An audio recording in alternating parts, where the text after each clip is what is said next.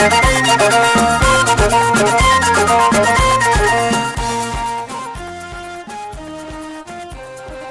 and thanks for joining us. This is AMECO Haber English News. I'm Gaila Damu. Stay with us. United Nations Development Program Economic Advisor Ali Zafar said Ethiopia's peace and reform programs will create opportunities to showcase achievements and galvanize foreign support for implementing its diverse and immense economic potentials for development. Groundwork and reports. The United Nations Development Program Economic Advisor told INA that the peaceful environment and the reforms are the achievements that the country should promote to galvanize foreign support to catalyze resources for the utilization of its diverse sectoral potential for development and growth. The peace environment, the reform program should be an opportunity for Ethiopia to showcase the accomplishments and also to galvanize foreign partners to support the reform program.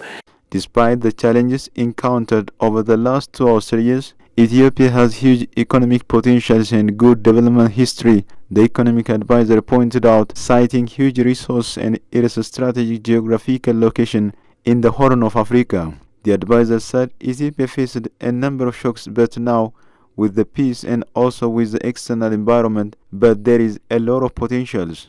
These factors can be, and skills, and these factors can be catalyzed to help Ethiopia deepen its economic impact by having a stronger agriculture sector, a more professional and modern services sector, and a manufacturing sector that helps Ethiopia double its export performance in the coming years.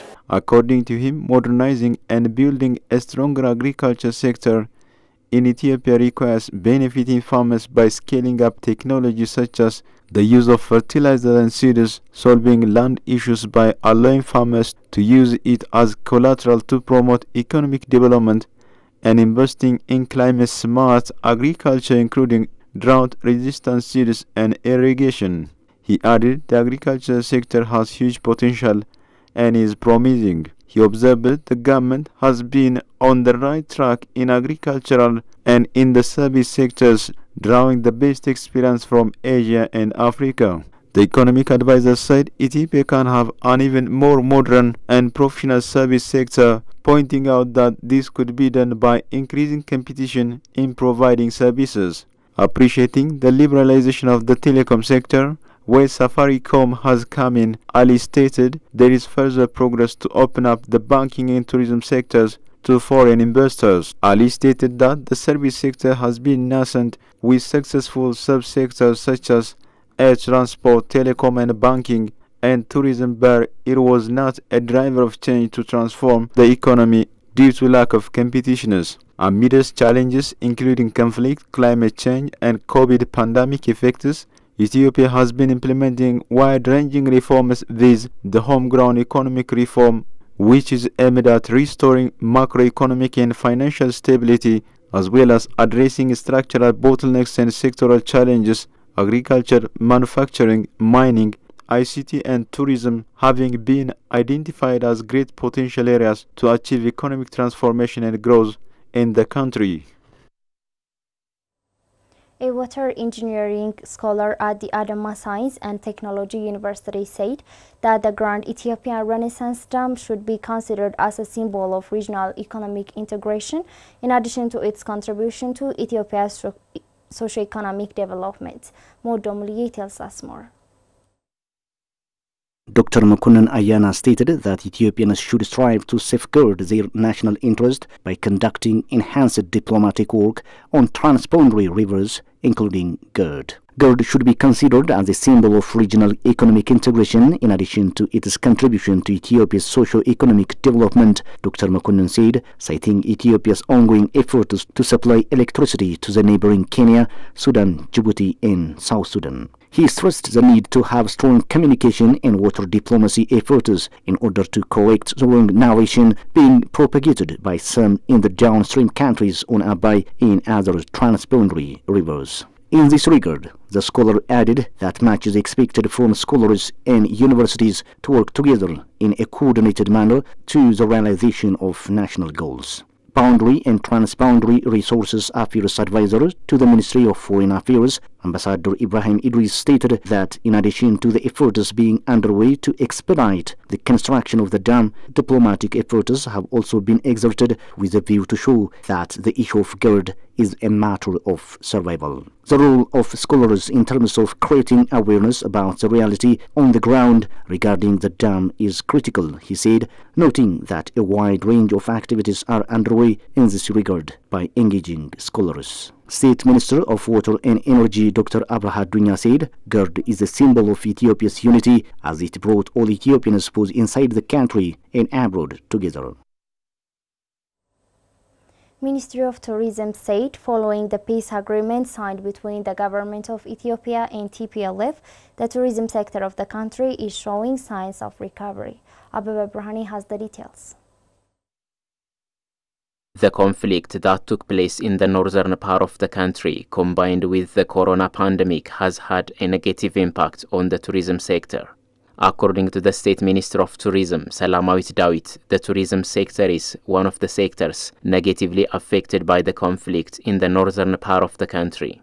The State Minister further said that peace is the key to the development of tourism. Hence, the peace agreement has opened a new chapter for the sector.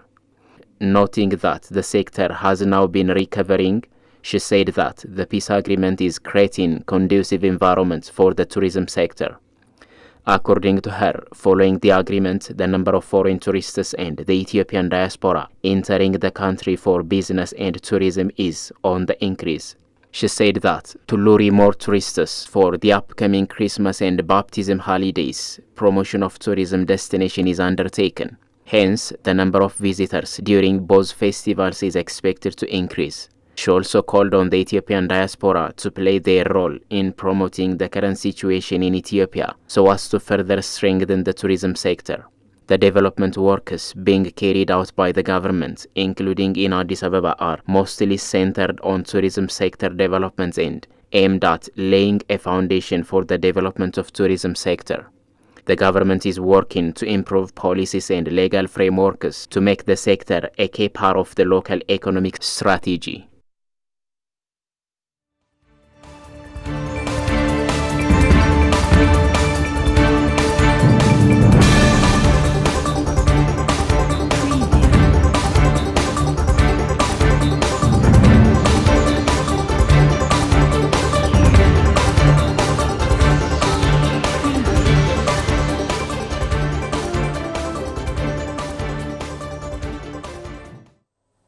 You're watching AMECO Haber English service, and now let's proceed to news beyond borders. Ugandan police say alert bystander saves 2-year-old from being consumed by a hippopotamus on Lake Edward shores. A hippopotamus has partially swallowed a 2-year-old boy in Uganda near his home, swallowing half of his body before spitting him out. Iga Paul was playing on the shores of Lake Edward, about 800 meters from the boy's home, when the hippo attacked on December 4. Police said the animal grabbed the toddler and partially swallowed him in a highly unusual land attack in the area. Bystander intervened and threw stones at the hippo to try to stop the attack. Eventually, the hippo was scared and spit the boy out before retreating to the lake.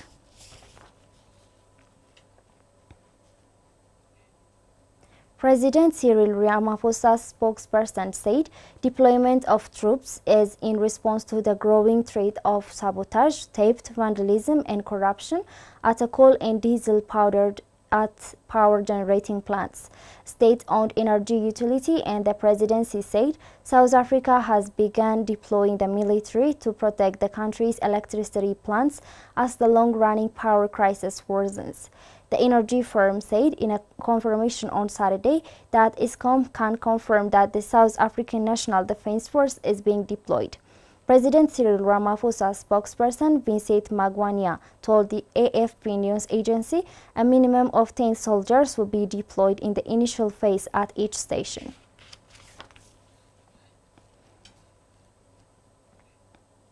The African Continental Free Trade Area has increased the appetite of Africa's trading partners in the rush to secure more economic cooperation opportunities. The United Arab Emirates is leading the pack of Gulf countries who are eyeing such opportunities with the African continent. Brown Workana presents the story.